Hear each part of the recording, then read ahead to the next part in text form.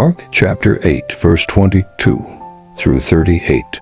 22, they came to Bethsaida, and some people brought a blind man and begged Jesus to touch him. 23, he took the blind man by the hand and led him outside the village.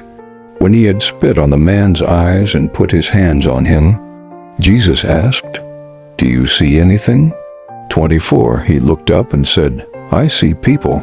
They look like trees walking around." 25, once more Jesus put his hands on the man's eyes. Then his eyes were opened, his sight was restored, and he saw everything clearly. 26, Jesus sent him home, saying, "Don't even go into the village." 27, Jesus and his disciples went on to the villages around Caesarea Philippi. On the way he asked them, "Who do people say I am?"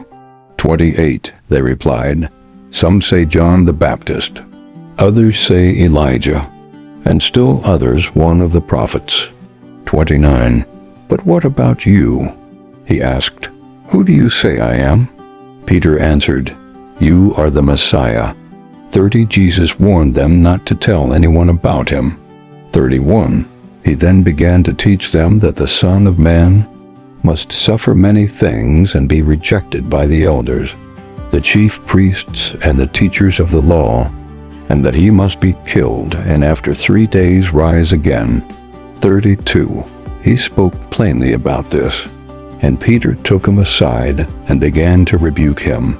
33, but when Jesus turned and looked at his disciples, he rebuked Peter.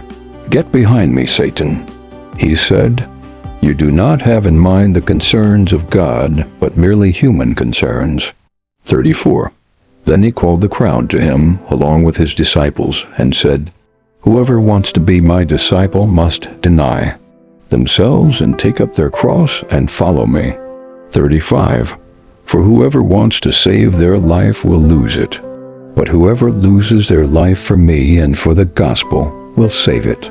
36, what good is it for someone to gain the whole world, yet forfeit their soul? 37, or what can anyone give in exchange for their soul? 38, if anyone is ashamed of me and my words in this adulterous and sinful generation, the Son of Man will be ashamed of them when he comes in his Father's glory with the holy angels